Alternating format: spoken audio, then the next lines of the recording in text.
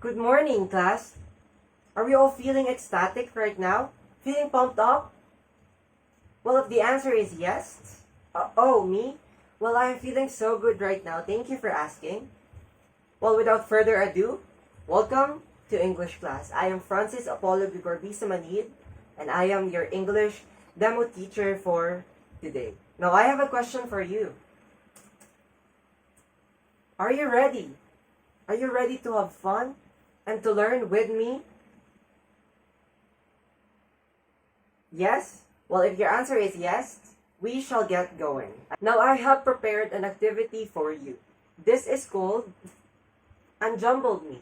Well, from the word itself, unjumbled, you will arrange the jumbled words to create a word that I'm looking for. But the twist here is that the color red or the highlighted letter are the letters that are put exactly where it should be. So basically, there are hints. I have provided a hints for you so that you can be able to unjumble the words that I am looking for. Are you ready? Well, for the first letter, or for the first word that I am looking for, this is the question. It is a 9-letter word. And this is the word. Anyone who know the answer? Oh, you want to know? The answer is? We shall check. The answer you said is quotation. Now let's check if that is correct. Wow! The answer is quotation. You got it right. Clap your hands, everybody. For the second one, it is again a 9-letter word. And the word that I am looking for, the jumbled word is anyone. What about you? The answer is intertext. You said intertext. Let's check that. Oh, wow. The answer is indeed intertext. Clap your hands again. The next jumbled letters, it is an 8-letter word. So it is much lesser compared to the other two that you have unjumbled. So let's see what kind of words, what kind of letters being unjumbled here. D-I-A-C-H. Oh, it looks complicated, right? Who wants to try? You, Juan de la Cruz. The answer is pastiche. Pastiche. Does that look like pastiche? Let's check. The answer is pastiche. Wow, you got it right. Clap your hands, everyone. Very good. What about the next one? This is an 8-letter word again. And the jumbled word, the jumbled letter is this. Now, who wants to answer? Who knows the answer? You again? The answer would be allusion. Allusion. So let's check if the answer is indeed allusion. And that is correct. Wow, all of you got the correct answer. We have the word quotation, intertext. What are the other two?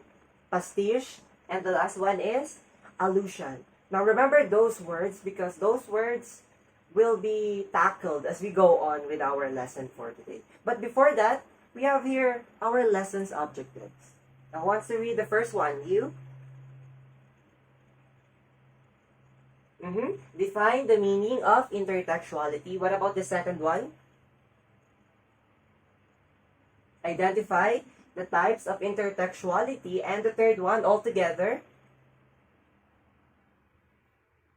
apply intertext strategies in reading resources for an output. Lesson's objective will be our goal as we go on with our discussion for today, in hopes that at the end of the lesson, you shall be able to achieve these objectives: to define, to identify, and to apply our topic for today. But before we jump into our discussion, to our lesson, let us first have another activity for today. So are you still ready? Are you still with me? Yes? Well, that's so good to hear. Our activity is called Lights, Camera, Action. I think everyone is familiar with it naman. right? So this is the instruction. The class will be divided into 4 groups, and each group will be acting a specific scene from their favorite movies or series. I'm sure everyone here loves watching movies or series, maybe rom-com, sci-fi, and any other genre. So for our activity, you shall be acting that specific scene that you love. Okay, so I'll be grouping you into 4. 1, 2, 3, and 4. These are your groups. So I will give you at least 5 minutes to prepare. You can circle your chair and talk things out. Okay? But before that, here is the rubrics or the criteria that I shall use to grade your performance. We have here the participation, the presentation of character, achievement of purpose, use of nonverbal cues and imagination and creativity. And all of the criteria will be graded starting from 4, which is excellent, 3, which is proficient, 2, which is adequate, and 1, which is limited. So this will be your guide so that you can get a higher score in this activity. Okay.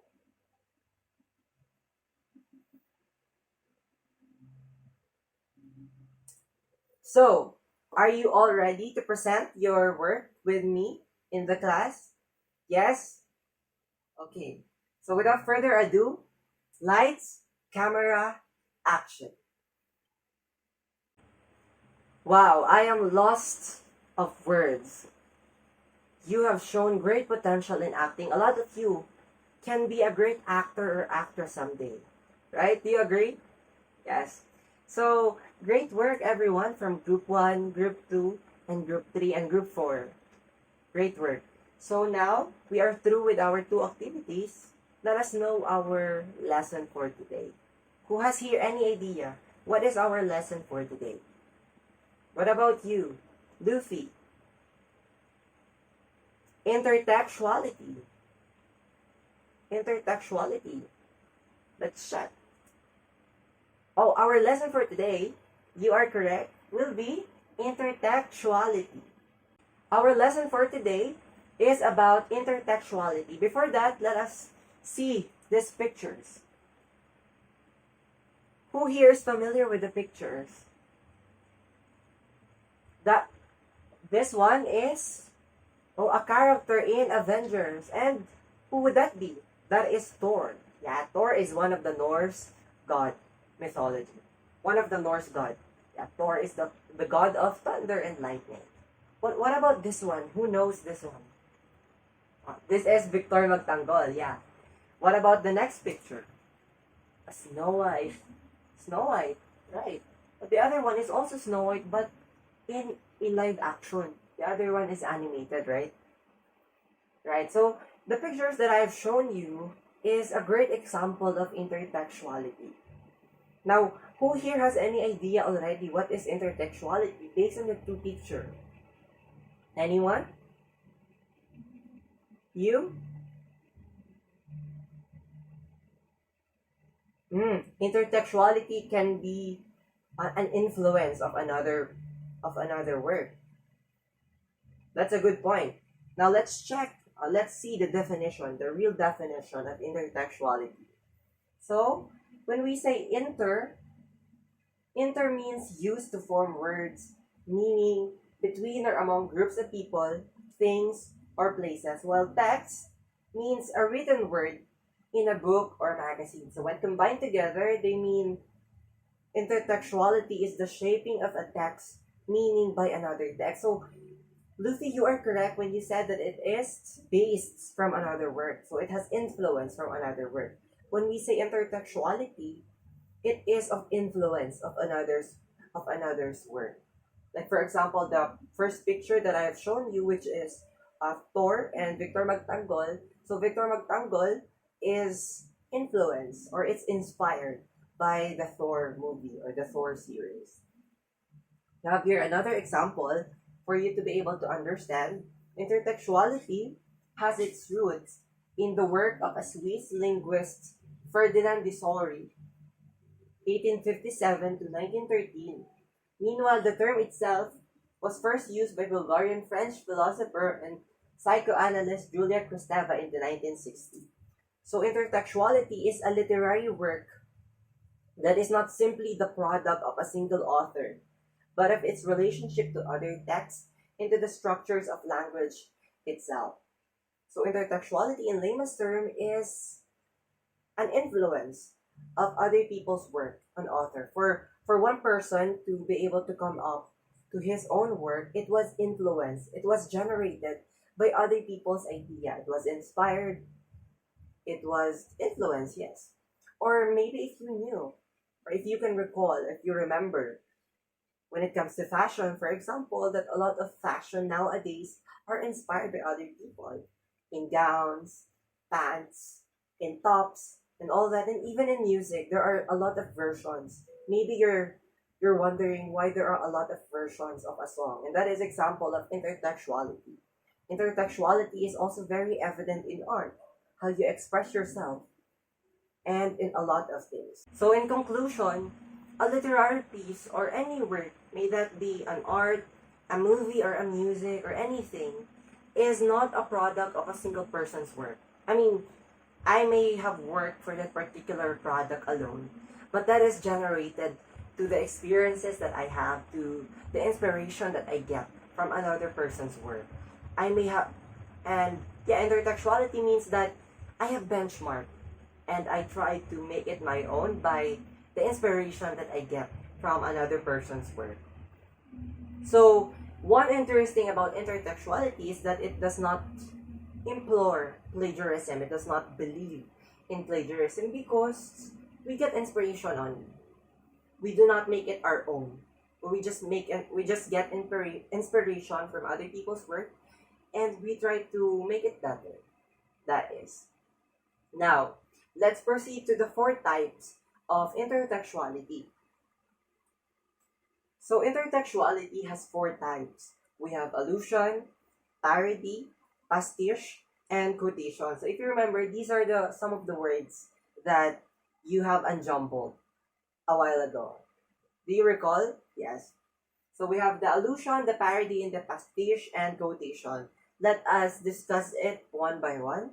So the first type of intertextuality that we will be discussing is the allusion. So allusion is an expression that calls the attention to something without explicitly mentioning it. So it is also called passing reference. So allusion is one of the types of figurative languages that references to a things, to a place, to an event. For example, if when you say to your boyfriend, "Thank you, my Hercules," or "Thank you, my Romeo," even though their name is not Romeo or Hercules, you call them Romeo or Hercules because you associate your boyfriend to a character that you read. For example, to a character that you read, which is Romeo and Juliet or Hercules. You borrowed the name of the character in associating your boyfriend. Or when you say to your girlfriend, "Thank you, my Helen of Troy," even though her name is not Helen of Troy. Now, allusion is only applicable if you are knowledgeable with the use of figurative language, specifically allusion. So it is one of the ways you can use in intertextuality. You can borrow figurative language. For example, would be Waterloo. Reporting is my Waterloo, meaning to say reporting is my weakness. So instead of directly saying my weakness, you borrow a specific figurative language to beautify your sentence. Now that is allusion. Now, do you understand what is allusion? So if you do, let us move forward to the next type of intertextuality, which is parody. Now, who wants to read the meaning of parody? What about you?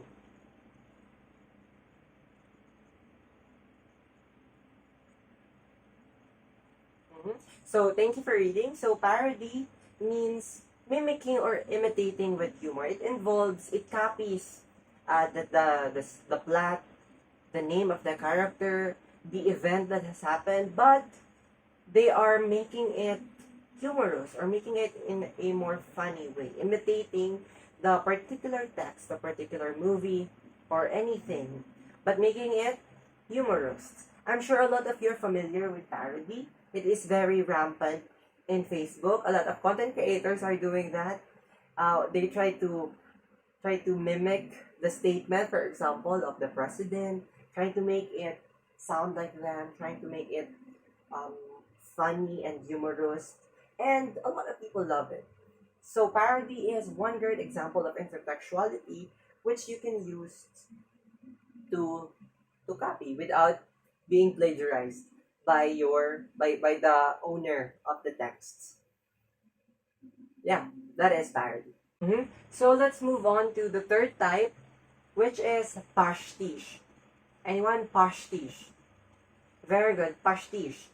Pastiche means it borrows elements from one or more works and reconfigures them to create something new. It is reworking of an original work, but not humorous as parody. So it is actually quite the opposite of parody. And pastiche is that we borrow the element, but we give credit. We borrow in a respectful way, and we give credit to the owner of the text, to the owner of the statement, of the song, of anything. So, so that we won't be copyright, plagiarized the text. So we need to respectfully copy the owner's work. And that is pastiche.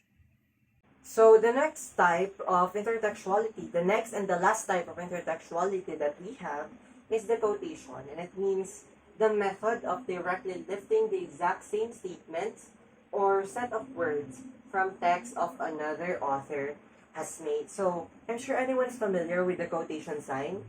Yeah, so that is quotation. It is related to pastiche, wherein we use the sign if it's a written work. If we are copying a particular work of another author directly, as what is said by the author, we use quotation.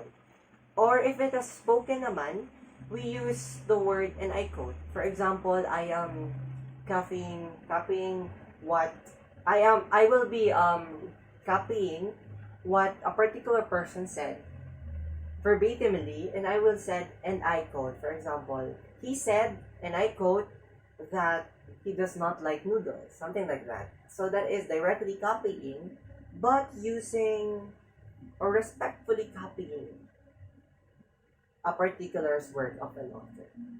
That is.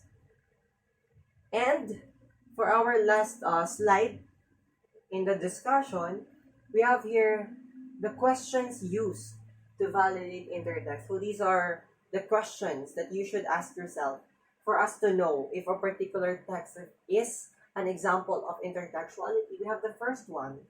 Are there two or more stories involved? Like for example, in the first picture that I've shown you, if you read or saw a picture or a stories, you have to ask yourself, are there two or more stories involved? Does it resonate to a particular story I read? For example, Thor. Or for example, Victor Magtanggol. Does it resonate with other work aside from this one? If the answer is yes, then that is intertextuality. Like for example, in Victor Magtanggol, it associates with the use of hammer to Thor. Thor also used hammer, and so that is intertextuality. Second, does the text show direct or indirect connection to another piece of work? So it's the same. Is it connected with a particular piece of work? Like for example, Snow White. I'm sure a lot of you are maybe are asking why there are a lot of versions of Snow White. So that is because of intertextuality. A lot of authors associate Snow White to a different character, but the plot is there, the character is there, but say maybe the role were reversed. Maybe the boy is the one that has fell asleep and not the girl. So that is the connection to another piece of work, intertextuality. And note that if the reader has affirmation towards these questions, the text he or she is dealing with contains intertext. So if the answer from the two questions is associated with intertextuality, then yes, it is intertextuality. So we are through with our discussion. Let us test if you understand our lesson for today. We have here practicing skill. So this one, I have already mentioned it to you. So Victor Magtanggol is a fantasy series based on Norse mythology of Europe. It is influenced by Thor, the movie or the series. So the question is, are there two or more stories involved? The answer is yes, right? Because it is associated to Thor. If yes, what are they? So Thor and a lot more, I'm sure. And letter C, is there a connection between these texts? Is there a connection? If the answer is yes, and last, what type of text development is this? It is obviously intertextuality. So this is what you will do. To answer the question, so let's try this number 2. I want you to write it on a paper, at least 2 minutes. 1 minute per question because this is 2 question only. So for number 1, Frankenstein by Mary Shelley is a horror movie. It is also called the modern Prometheus because it is believed to be inspired by the story of Prometheus found in Greek myth, showing a lesson that we should not go beyond the boundaries intended for human, like restoring the life of the dead. So you will answer the following question: A, B, C, and D. Well, letter number 3 is Indio, written by Giuseppe Tolero, is a drama epic fantasy. It is created out of the influence of both Philippine history and Filipino mythology. So you will then again answer A, B, C, and D. So I will give you 5 minutes max. Okay, 5 minutes is already done. Finish or not finish, pass your paper in front and I will check that later. Because we are not yet done with our discussion, let us have another activity. So, another writing activity. So, imagine yourself as a writer. Write a 1-paragraph story using intertext as the mode of text development. Include a reference such as a word, a phrase, a concept, quotation of another word in your text. For example, using about writing a story that is related to Snow White. That is related to who else? Beauty and the Beast. But the character is reversed. So you should put the concept or the story that you get influenced to, which is Beauty and the Beast. So we'll give you another 5 minutes because this is just a 1-paragraph to write your own story. So this is the rubrics that I will use to grade your work. We have here the story completely served its purpose, 5 points. The story has a little lapse with purpose of writing it, 4 points. The story has a problem with the purpose of writing it, 3 points. The story shows more problems with the purpose of writing it, 2 points. And the story does not serve its purpose at all, 1 point. So you will be graded 5 points as the highest and 1 point as the lowest. So, writing starts now. Alright everyone, finish or not finish, pass your paper. Come on.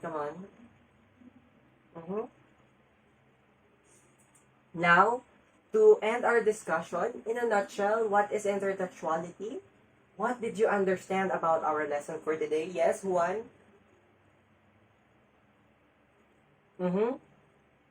Intertextuality can be an influence of other people's work, other people's literary work, if it's a written work.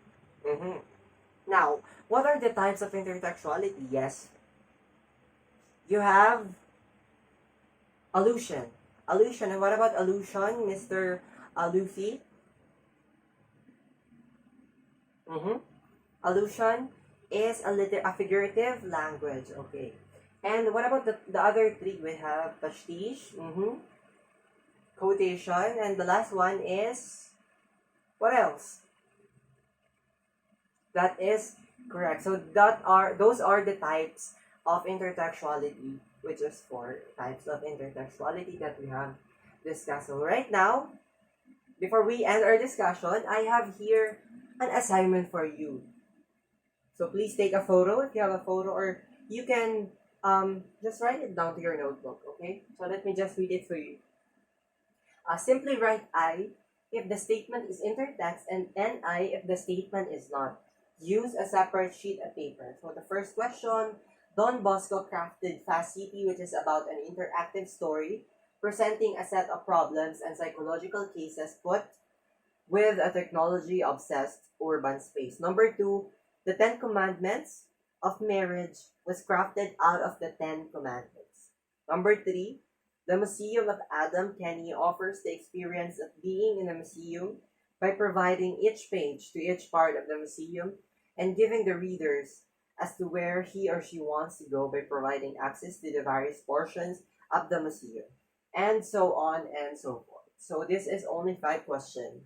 And for the part of your assignment, I want you to research, what about deja vu? Is deja vu related to intertext?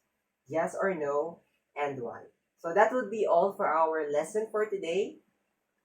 I am Francis Apollo Gavarbi Samanit, your English demo teacher for today, and thank you for joining our class.